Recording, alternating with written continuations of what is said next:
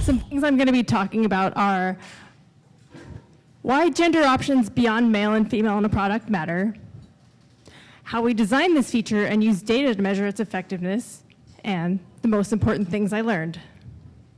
So, gender forms.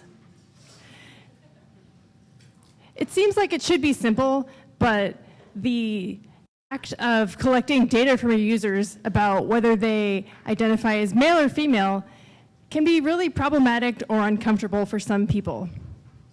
First of all, it's a privacy issue. When I come across gender in a form, it's like, why? Why do you need that information? There are some reasons why gender tends to get baked into product. Number one might be legal or medical reasons. You might want to address users by a pronoun, or you might be collecting marketing or demographic data about your users. I'm not saying that these are good reasons. This is just generally why gender tends to get baked into a product. When I first started working at Pinterest, when I first signed up for Pinterest, way before I ever started working there, I noticed that we had radio buttons for just male and female. Those buttons are a privacy issue, and they reinforce the gender binary, because there are a lot of people who don't identify as male or female. Little did I know that I would eventually be in a position to change that a few short years later.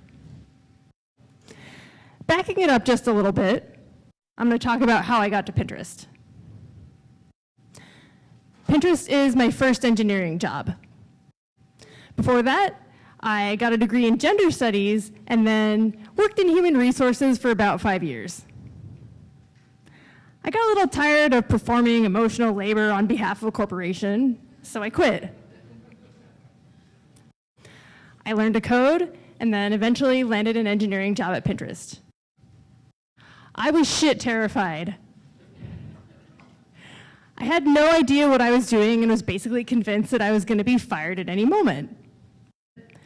How I worked through all that pain, confusion, fear, and terror, and still work at Pinterest to this day. So about a year passed, and I started to feel more confident, not just in my technical skills, but in my social understanding of how people actually come together to build and ship a product, and what the organizational politics were like. Being the stirring it up kind of person that I am, I started some conversations about, hey, have we considered supporting gender options beyond male and female in our product? I wouldn't say those conversations went over super well. People either didn't understand why it's important, or they said, we just need to focus on things that are going to move our core metrics. Now, I was never under any illusion that expanded gender options were going to move our metrics, but that's not the point. The point is that if we wanted Pinterest to be for everybody, we were leaving out a chunk of people, and that's not cool. So I realized that no one was going to ship this feature for me. I was going to be the one to have to do it. It was time. And I realized that I could leverage the lack of code ownership, which is kind of a problem across our organization, which would mean I didn't have to ask for permission to do it. I could just build it. I knew that I had the social awareness to build this feature in an empathetic way, and I was pretty sure I had the technical skills to figure that out, part of it out. So these are the backend changes. Before, we had an enum that represents a user's gender. This enum could have the value of male, female, or unspecified. Now, it's pretty handy that unspecified gender pre-me, because I could be more confident that my changes weren't going to break everything. What I did is I added an optional string to the user struct. How many people here know what a string is? Cool, I'm going to explain it anyway, just for the non-technical folks in the audience. So a string is a way that a computer has of representing anything that you could type on a keyboard, like any chunk of text. And it is my strong opinion that gender in product needs to be represented by a string, not a binary, so that you can put in anything you want, including emoji. So did the backend changes, did the API changes, did the middleware changes, and then I did the front-end changes to add custom gender to the settings page on Pinterest Web. Now, adding things to the settings page of a product, politically speaking, is pretty easy because it's like the junk drawer of any application and no one gives a shit. But a funny thing happened. I got a lot of support for this, which I wasn't really expecting. People were like, this is really great. How can I help? And I was like, well, that sure would be awesome if we could get this feature built on iOS and Android too. And then I was able to get some support for building the V2 version on web as well. Because gender on the settings page is pretty cool. It didn't address my original issue, which is that I don't want genders to have to put in a gender, or I don't want users to have to put in a gender on sign up. I knew that we were going to need to take a more data-driven and empirical approach because unlike the settings page, your sign-up form is pretty prime real estate and does impact a lot of your top-line business metrics. So the first design that we had was pretty simple. We just added another radio button that said custom. When a user clicked on that radio button, a text box would appear underneath where they could put in their custom gender value. The problem that we had with this is that the sign-up code is reused in a lot of places, some of them styling. So one of those was like this really skinny, narrow little modal. Pinterest is also localized into 33 languages. And when you localize, to account for about 30% more space horizontally for longer languages such as French and German. So the third button didn't fit on the skinny modal in French and German, which is sort of annoying. I could have just widened the modal, but that felt a little bit hacky. And I knew I wouldn't have all the time in the world to maintain this feature, so I wanted my code to be as robust as possible. I asked a designer friend for help. His suggestion was to use the symbols for male and female. There's a couple different problems with this approach. Number one, there is no one symbol that represents everybody who doesn't identify as male or female, except maybe the Prince symbol. JK. Number two, these symbols don't translate super well cross-culturally. For example, symbols of homosexuality are illegal in Russia, and a symbol to represent non-binary people could potentially fall into that category. Number three, which is the biggest issue, a lot of people are really confused about which symbol represents male and which symbol represents female in the first place. So this really wasn't going to work for anybody. Okay, fine, just I'll widen the modal and do the hacky thing, whatever, let's ship it. But nope, I was blocked. So the person who led the team, who was responsible for sign-up metrics, strongly felt like there would be a lot of resistance to this. Metrics would drop and general chaos would rule. For a little while, the project stalled and felt really frustrated. I didn't know what to do. Then, in the way of technical companies everywhere, there was a reorg. Suddenly, I was reporting to this person who had blocked me. It was sort of awkward. And then I was like, I can leverage this to my advantage. During my first one-on-one with this person, I laid it all out for him. And I was like, look, if you want me to trust you, you need to get me some FaceTime with a designer so I can make this form meet your arbitrary standards. And he came through.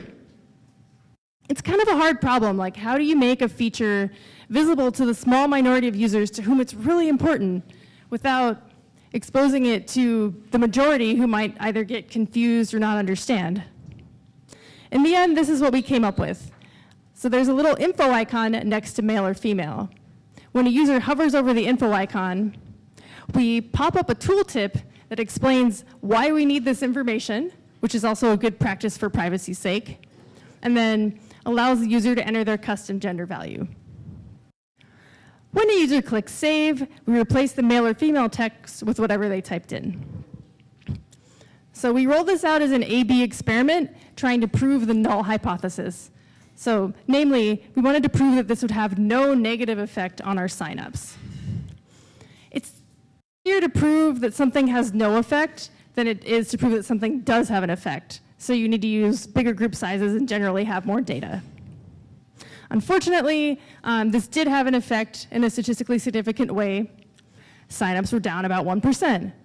Womp womp. Back to the drawing board. I hypothesized that maybe users were unintentionally triggering the hover interaction. And by changing it to a click, it would be something that would be evoked more intentionally.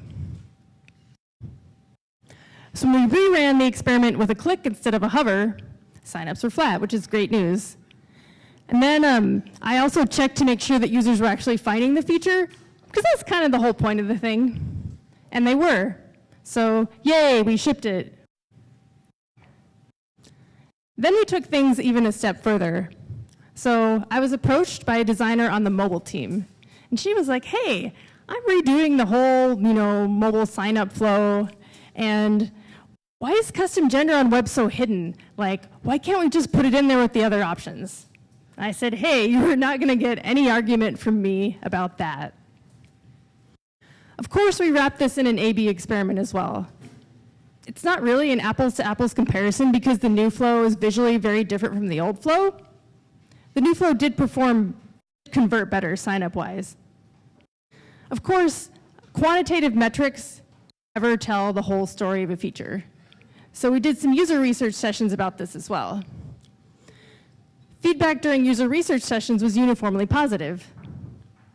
People said things like, custom gender is an awesome idea for our progressive social climate. We got love and shout-outs on social media as well.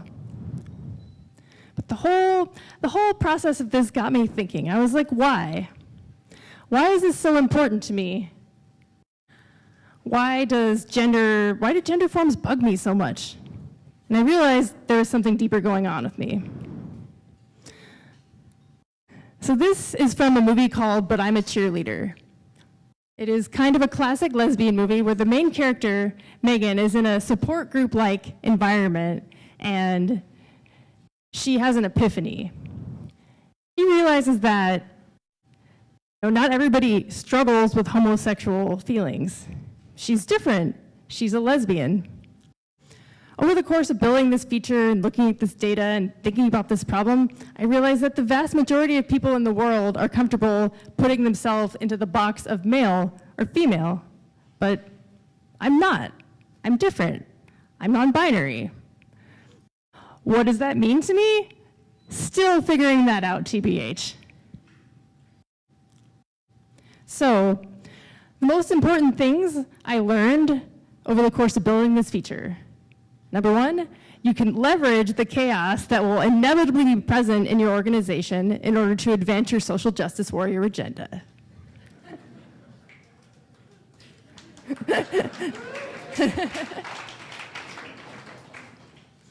Number two, people want to be on the right side of history. After you get the ball rolling, people want to help. Number three, the process of building things, making things, writing code, teaches you about yourself in ways that you're not going to expect. Thank you.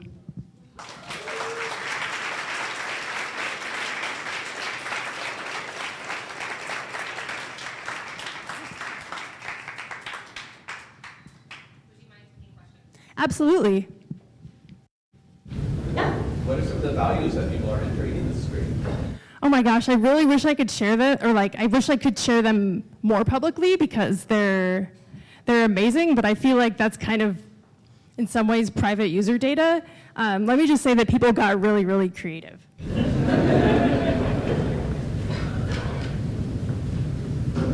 Yeah. How do you handle pronouns now on the site? So Pinterest was an easy case for that because all of our copy was already 100% gender neutral.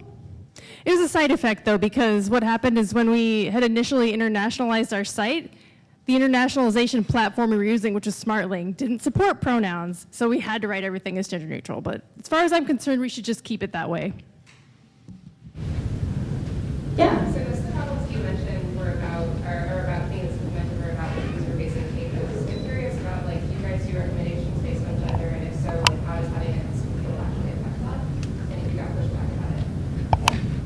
Yeah, we do recommendations based on user gender, but if users already had it so that you didn't have to put in your gender, unspecified gender value.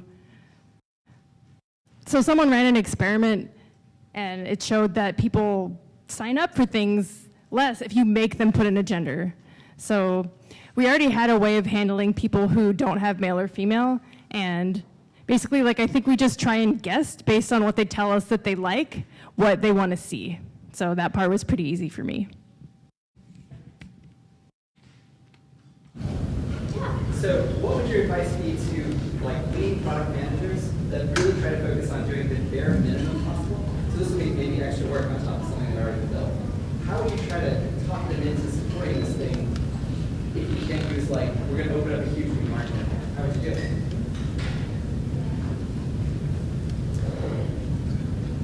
That's a really good question, and it's hard to address without context because, like, maybe, you know, there's other ways that your product, maybe there's another reason that this is really important for your product, but I don't know what that reason is, and I don't know the players involved, so.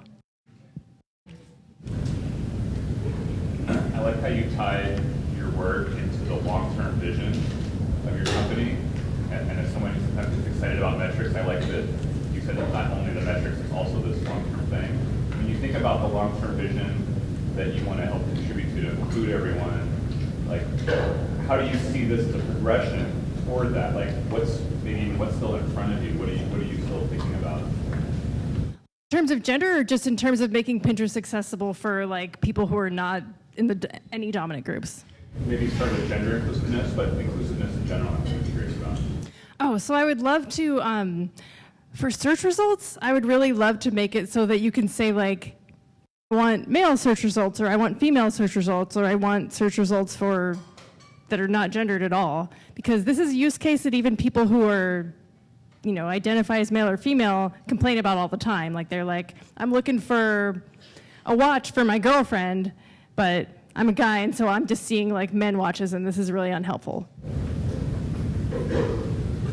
As far as, like, Pinterest goes, generally for other things other than gender, we're working really hard at accessibility, making our product usable for people with screen readers, and then also working on surfacing more content for users who are not white. Bit Yeah. in building up the product. Like, do you feel like most products should have this as a very early goal, or is this something that, you know, once you've sort of reached a little bit of breathing room, you can start considering these groups as more of a, you know, something to put a lot of your product effort into? You guys, you mentioned you already had this unspecified thing, so all of these statistical models had to sort of deal with a lot of this, but how this goes a little bit to sort of the MVP and the lean approach. Is like where do you think sort of these including of these like minority groups in your product fit in building up the product? Like, do you feel like most products should have this as a very early goal, or is this something that, you know, once you've sort of reached a little bit of breathing room, you can start considering these groups as more of a, you know, something to put a lot of your product effort into? That's a really good question. I think it depends on what your product is. Like, I think if you're making something like a medical app for underserved communities, then like, and part of the goal of it is to be inclusive, then like, yeah, you should support this from the ground up. Or if it's like, if you can do it in a lightweight way, because like, why do you need this gender information in the first place? Then that would be good too. Sorry, I just totally like lost my train of thought on what I was saying. Have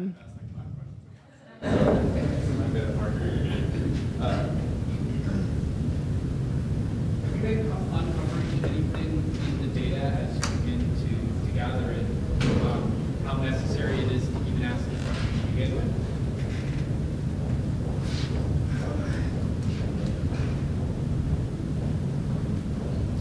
Yeah, I mean, we don't force anyone to enter their gender. So But we have this problem where, like, the vast majority of our users on Pinterest are, not the vast majority, but like more users on Pinterest are female than male. So if a user is a man and they don't enter their gender, then, you know, we might by default assume that they're into things that they're not into. And that's kind of a problem for us. It helps us personalize your experience a bit, so it's something that we're going to keep around because a lot of people do have gender typical interests, and I don't think that's going to change anytime soon. You were able to discover through other means what people are interested in outside of gender. Are those sufficient, or do you need gender on top of those other data, in order to be able to make reasonable recommendations? My opinion is no. Like, gender is a shortcut. It's a hack. It's like we have this information about you that allows us to guess what you might like. That is probably a good experience for most people and a really cruddy experience for a small number of people. So, like, if it was up to me, we would just take it away. But at the same time, like, there's a lot of social resistance to that. And I realize that we have to make decisions in accordance with metrics sometimes, and fine, so. Yeah. From your research and knowledge, do you see any other cool things that other companies are doing in terms of inclusiveness of minorities, not just like sign-up forms, but other things that you can share with us? Yeah, are you talking about like only in product changes, or like recruiting, or like? Anything really, just from my knowledge and curiosity. I mean, a thing that I've been thinking about a lot lately is hiring. Like, how do we widen the funnel to get more people who are not white male in the door? And I've been thinking a lot about interview processes, and like what you can do to make your interview process more inclusive. So I think it's really awesome that Slack has like a take-home test as part of theirs, so that you can show what you know without someone looking over your shoulder and being like, you're doing it wrong or whatever. Even though I know that whiteboarding interviewing is not always like that. Sometimes it is. And I also heard that Pivotal's process is pretty good, so kudos to you all.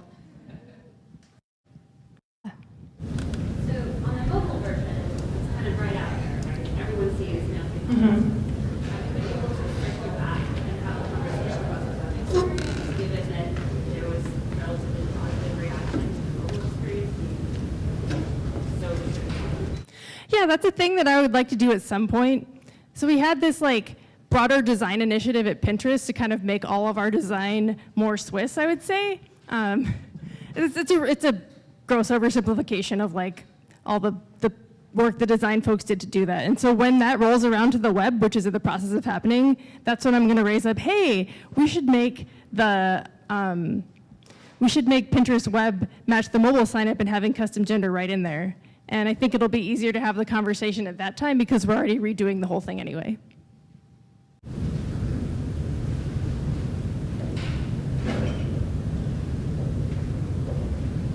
Great. Laura. What percentage of users are using custom gender right now? On sign up, 1/2%.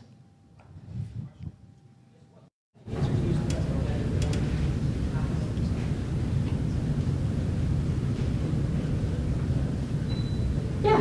Do you happen to test a version where you don't ask for gender and see how many signups you get with just your name? No, we didn't, but we really should, because every pixel on your sign up page matters so much. Like when we took off the field for enter your own username, sign up shot up like 15%. So, and not requiring that users enter a gender also raised our signups. So I'm sure that removing it entirely would boost signups, but then it might drop people's engagement in the first 30 days of being a user. And so that might be bad. We'd have to really weigh that trade-off. Just deferring that space to later, or having them opt into signing in, and then really like giving a next or skip kind of thing. Anyways, that's Yeah, I think that's a great idea, and we should definitely explore that, so thank you.